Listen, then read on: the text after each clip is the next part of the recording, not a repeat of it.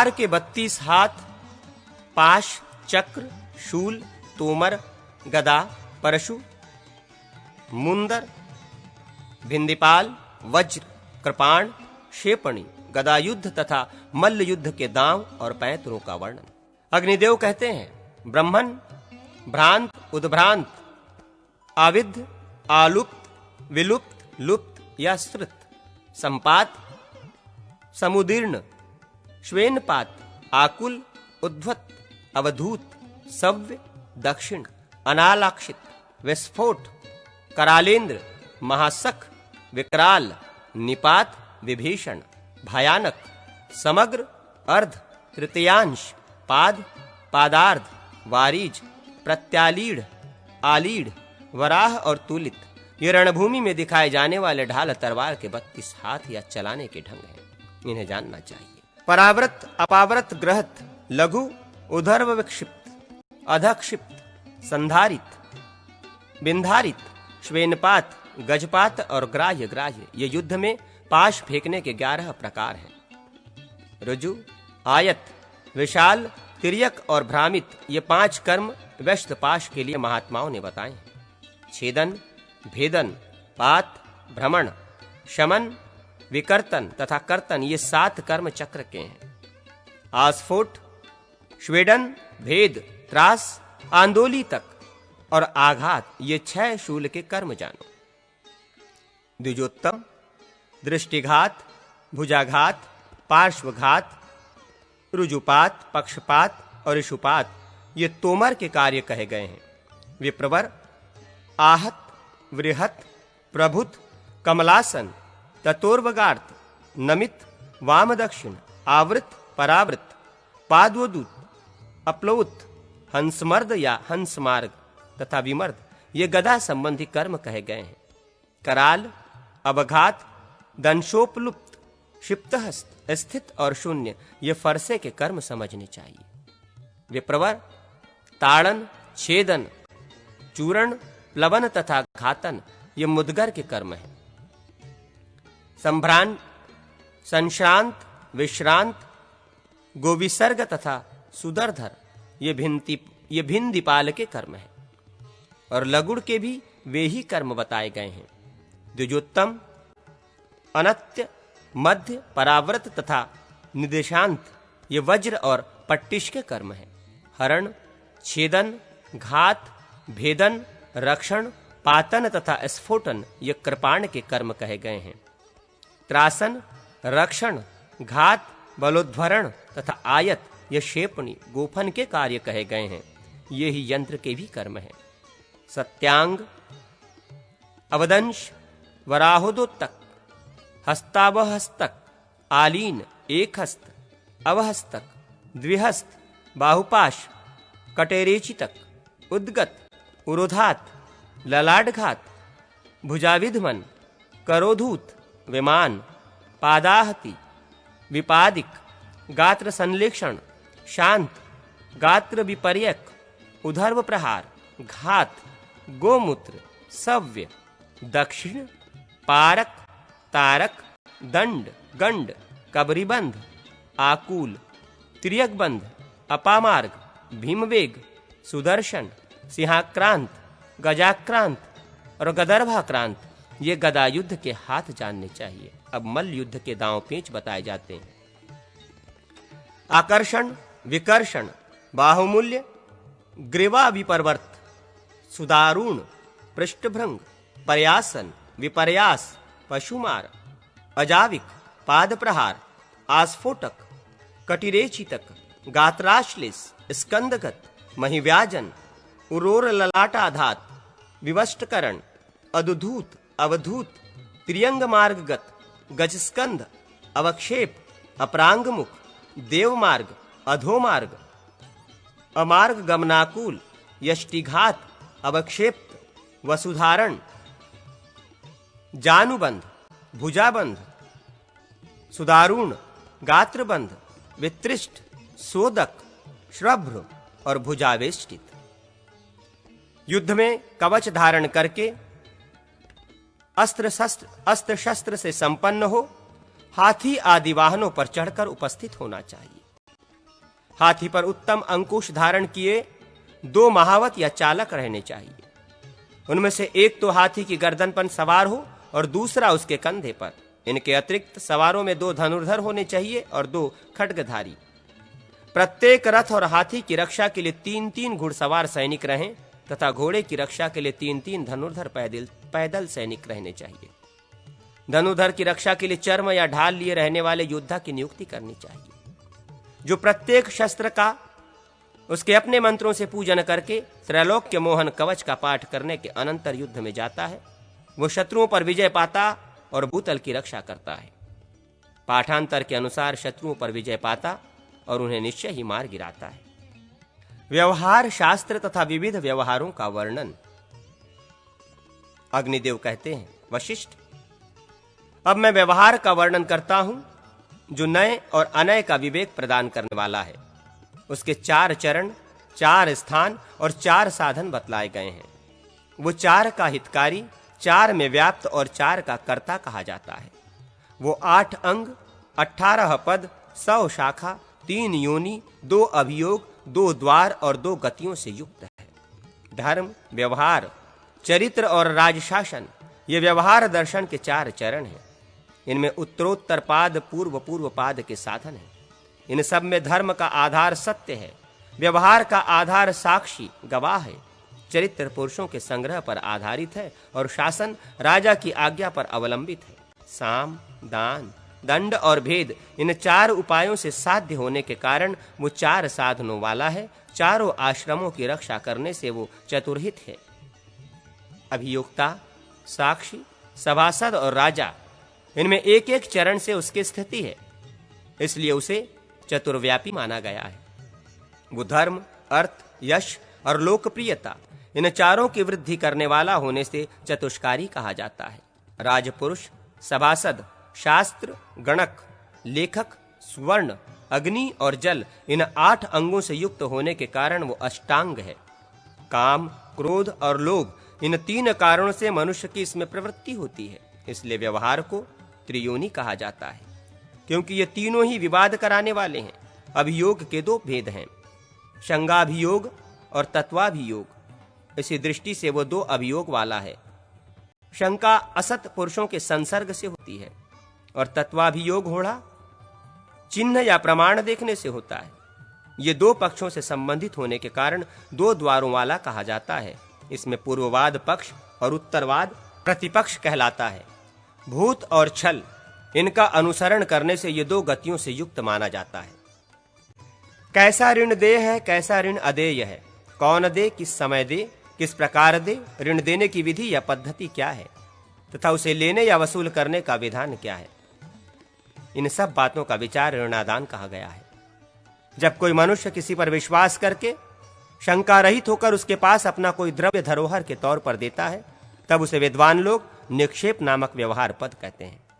जब वणिक आदि अनेक मनुष्य मिलकर सहकारिता या साझेदारी के तौर पर कोई कार्य करते हैं तो उसको जब वणिक आदि अनेक मनुष्य मिलकर सहकारिता या साझेदारी के तौर पर कोई कार्य करते हैं तो उसको संभूय समुत्थान संज्ञक विवाद पद बतलाते हैं।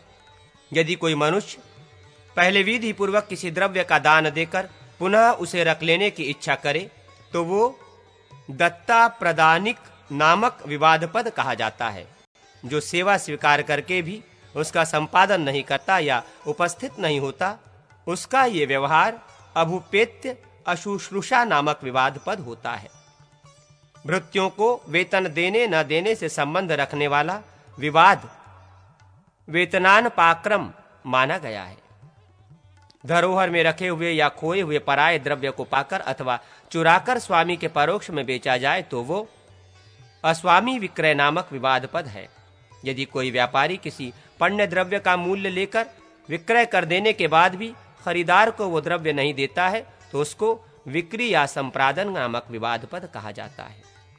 यदि ग्राहक या खरीदार मूल्य देकर वस्तु को खरीद लेने के बाद ये समझता है कि वो खरीदारी ठीक नहीं है अतः वो वस्तु लौटाकर दाम वापस लेना चाहता है तो उसी दिन यदि वो लौटा दे तो विक्रेता उसका मूल्य पूरा लौटा दे, उसमें काट छाट न करे। पाखंडी और नैगम आदि की स्थिति को समय कहते हैं, इससे संबंध विवाद पद को समयानापन कर्म कहा जाता है। क्षेत्र के अधिकार को लेकर सेतु, केदार, मेढ़ और क्षेत्र के सीमा के घटने बढ़ने के विषय में जो विवाद होता है वो क्षेत्रज कहा गया है। जो स्त्री और पुरुष के विवाह आदि से संबंधित विवाद पद है उसे स्त्री पुंस योग कहते हैं। पुत्रगण पैतृक धन का जो विभाजन करते हैं विद्वानों ने उसको दायभाग नामक व्यवहार पद माना है। बल के अभिमान से जो कर्म सहसा किया जाता है उसे साहस नामक विवाद पद बतलाया गया है। किसी के देश, जाति एवं कुल आदि पर दोषारोपण करके प्रतिकूल अर्थ से युक्त व्यंग्यपूर्ण वचन कहना वाक पारुष्य माना गया है। दूसरे के शरीर पर हाथ पैर या आयुध से प्रहार अथवा अग्नि आदि से आघात करना दंड पारुष्य कहलाता है। पासे, वज्र, चमड़े की पट्टी और शलाका, हाथी दांत की गोटियां से जो क्रीड़ा होती है उसको द्युत कहा जाता है। घोड़े आदि पशुओं और बटेर आदि पक्षियों से होने वाली क्रीड़ा को प्राणिद्युत समझना चाहिए। राजा की आज्ञा का उल्लंघन और उसका कार्य न करना ये प्रकरणिक नामक व्यवहार पद जानना चाहिए। ये विवाद पद राजा पर आश्रित है। इस प्रकार व्यवहार 18 पदों से युक्त हैं। इनके भी 100 भेद माने गए हैं। मनुष्यों की क्रिया के भेद से ये 100 शाखाओं वाला कहा जाता है। राजा क्रोध रहित होकर ज्ञान संपन्न ब्राह्मणों के साथ व्यवहार का विचार करे और ऐसे मनुष्यों को सभासद बनाए जो वेद वेत्ता, लोभ रहित और शत्रु एवं मित्र को समान दृष्टि से देखने वाले हों। यदि राजा कार्यवश स्वयं व्यवहार का विचार न कर सके तो सभासदों के साथ विद्वान ब्राह्मणों को नियुक्त करे। यदि सभासद राग, लोभ या भय से धर्मशास्त्र एवं आचार के विरुद्ध कार्य करे तो राजा प्रत्येक सभासद पर अलग अलग विवाद दुगुना अर्थदंड करे। यदि कोई मनुष्य दूसरों के द्वारा धर्मशास्त्र और समयाचार के विरुद्ध मार्ग से घर्षित किया गया हो तो वो राजा के समीप आवेदन करे तो उसको व्यवहार पद कहते हैं। वादी ने जो निवेदन किया हो राजा उसको वर्ष, मास, पक्ष, दिन, नाम और जाति आदि से चिन्हित करके प्रतिवादी के सामने लिख दे। वादी के आवेदन या बयान को भाषा, प्रतिज्ञा अथवा पक्ष कहते हैं। प्रतिवादी वादी का आवेदन सुनकर उसके सामने ही उसका उत्तर लिखावे, तब वादी उसी समय अपने निवेदन का प्रमाण लिखावे। निवेदन के प्रमाणित हो जाने पर वादी जीतता है, अन्यथा पराजित हो जाता है। इस प्रकार विवाद में 4 पाद अंश से युक्त व्यवहार दिखाया गया है। जब तक अभियुक्त के वर्तमान अभियोग का निर्णय फैसला न हो जाए तब तक उसके ऊपर दूसरे अपराध का मामला न चलाए। आवेदन के समय जो कुछ कहा गया हो अपने उस कथन के विपरीत विरुद्ध कुछ न कहे। हिंसा आदि का अपराध बन जाए तो पूर्व अभियोग का फैसला होने के पहले ही मामला चलाया जा सकता है। सभासदों सहित सभापति या प्राण विभाग को चाहिए कि वो वादी और प्रतिवादी दोनों के सभी विवादों में जो निर्णय का कार्य है उसके संपादन में समर्थ पुरुष को प्रतिभू बनावे। अर्थी के द्वारा लगाए गए अभियोग को यदि प्रत्यर्थी ने अस्वीकार कर दिया और अर्थी ने गवाही आदि देकर अपने दावे को पुनः उससे स्वीकार करा लिया तब प्रत्यर्थी अर्थी को अभियुक्त धन दे और दंड स्वरूप उतना ही धन राजा को भी दे।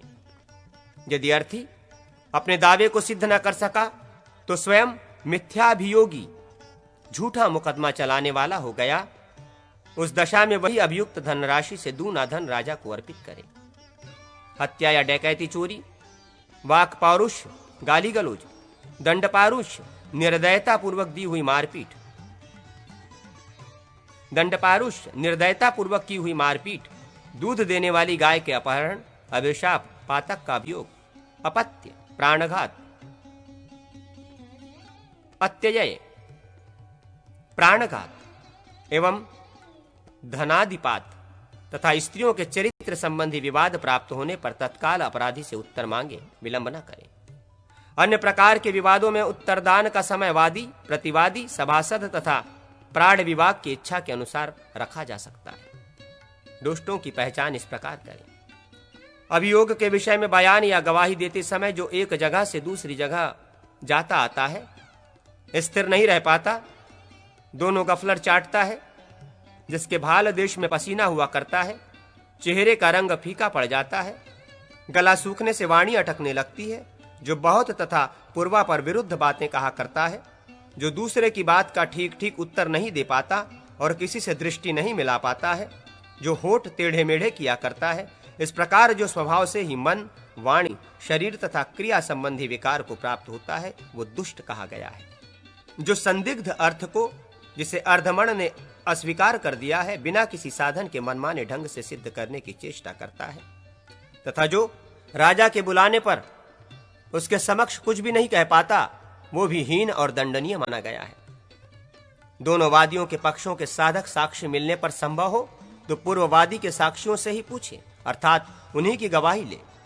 जो वादी के उत्तर में यह कहे कि मैंने बहुत पहले इस क्षेत्र को दान में पाया था और तभी से यह हमारे उपयोग में है, वही यहाँ पूर्ववादी है। जिसने पहले अभियोग दाखिल किया है वो नहीं। यदि कोई ये कहे कि ठीक है, ये संपत्ति इसे दान में मिली थी और इसने इसका उपयोग भी किया है, तथापि इसके यहाँ से अमुक ने वो क्षेत्र संपत्ति खरीद ली और उसने पुनः इसे मुझको दे दिया, तथा पूर्व पक्ष असाध्य होने के कारण दुर्बल पड़ जाता है, ऐसा होने पर उत्तरवादी के साक्षी ही प्रष्टव्य है, उन्हीं की गवाही ली जानी चाहिए। यदि विवाद किसी शर्त के साथ किया गया हो, अर्थात यदि किसी ने कहा हो यदि मैं अपना पक्ष सिद्ध न कर सकूं तो 500 पण अधिक दंड दूंगा, तब यदि वो पराजित हो जाए तो उसके पूर्वकृत पण रूपी दंड का धन राजा को दिलवावे। परंतु जो अर्थी धनी है उसे राजा विवाद का आस्पद भूत धन ही दिलवावे।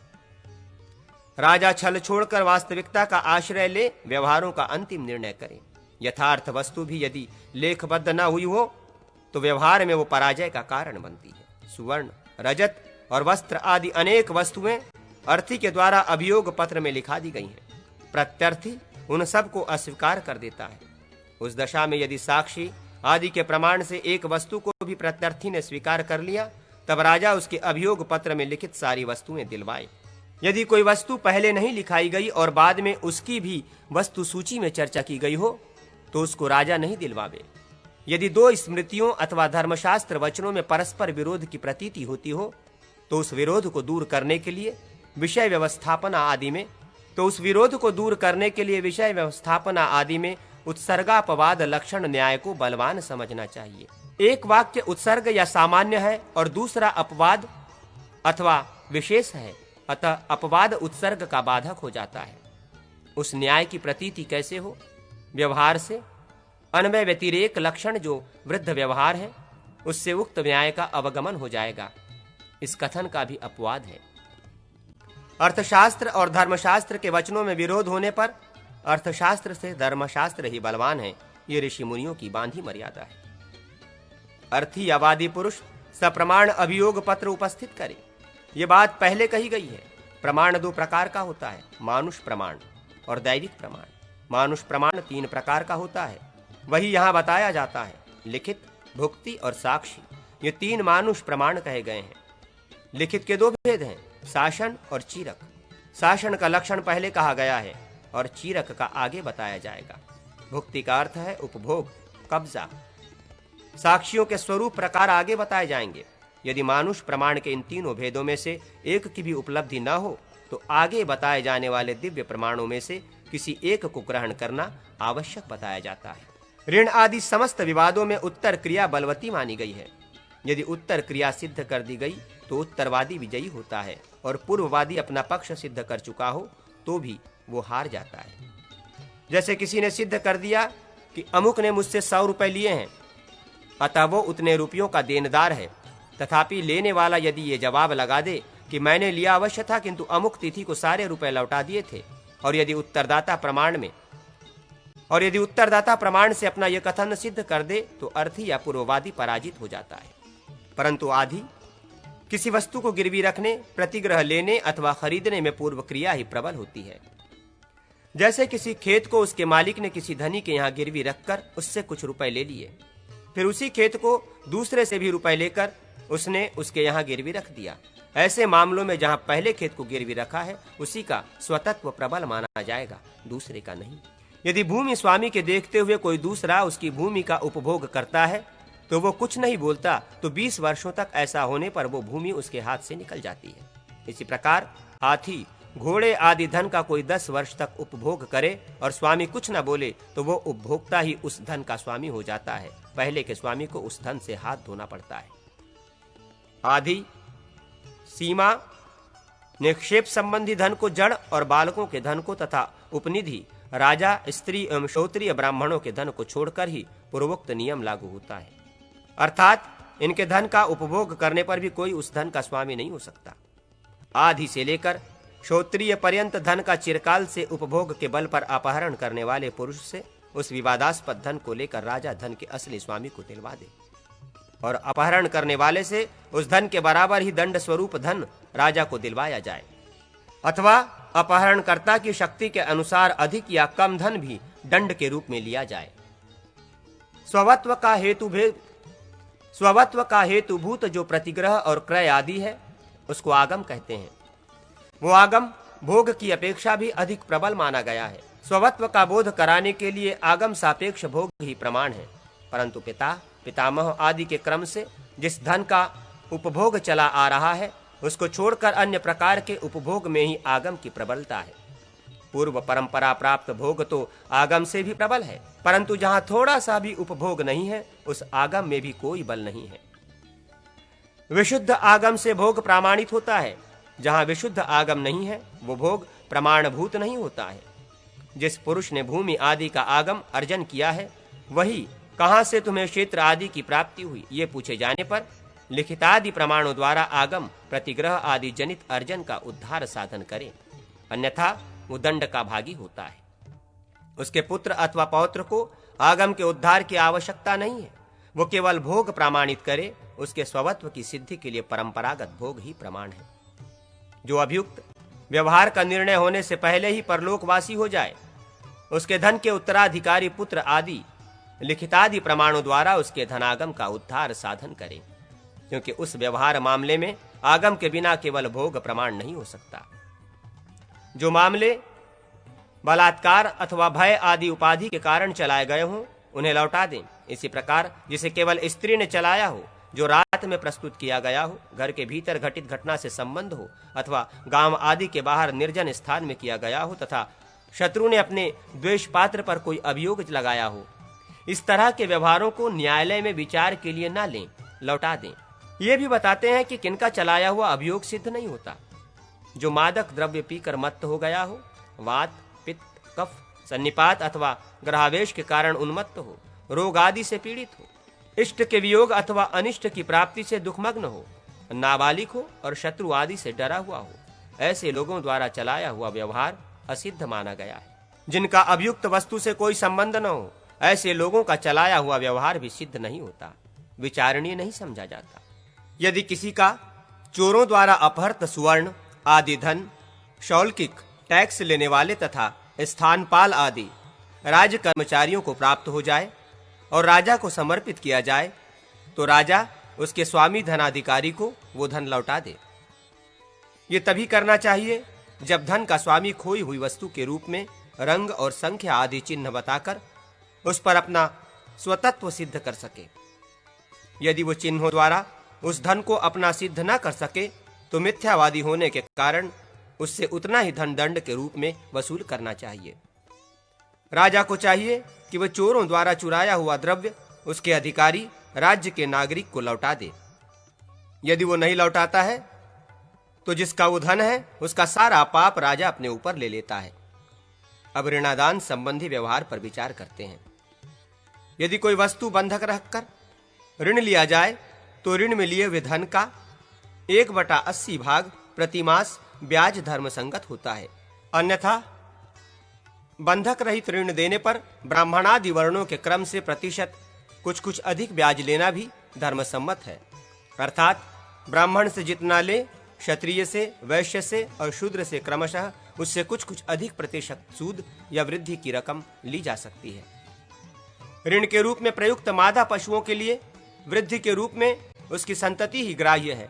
तेल, घी आदि रस द्रव्य किसी के यहाँ चिरकाल तक रह गया और बीच में यदि उसकी वृद्धि सूद वृद्धि की रकम नहीं ली गई, तो वो बढ़ते बढ़ते 8 गुना तक हो सकती है। इससे आगे उस पर वृद्धि नहीं लगाई जाती। इसी प्रकार वस्त्र, धान्य तथा सुवर्ण, इनकी क्रमशः 4 गुनी, 3 गुनी और 2 गुनी तक वृद्धि हो सकती है, इससे आगे नहीं। व्यापार के लिए दुर्गम वन प्रदेश को लांघकर यात्रा करने वाले लोग ऋणदाता को 10% ब्याज दें, और जो समुद्र की यात्रा करने वाले हैं वे 20% वृद्धि प्रदान करें। अन्यथा सभी वर्ण के लोग अबंधक या सबंधक ऋण में अपने लिए धन के स्वामी द्वारा नियत की हुई वृद्धि सभी जातियों के लिए दें। ऋण लेने वाले पुरुष ने पहले जो धन लिया है और जो साक्षी आदि के द्वारा प्रमाणित है, उसको वसूल करने वाला धनी राजा के लिए वाच्य निवारणीय नहीं होता। अर्थात राजा उस न्याय संगत धन को वसूल करने से उस ऋणदाता को न रोके। यदि वो अप्रमाणित या अदत्त धन की वसूली करता है तो वो अवश्य राजा के द्वारा निवारणीय है। जो पूर्वोक्त रूप से न्याय संगत धन की वसूली करने पर भी ऋणदाता के विरुद्ध शिकायत लेकर राजा के पास जाए, वो राजा के द्वारा दंड पाने के योग्य है। राजा उससे वो धन अवश्य दिलवावे।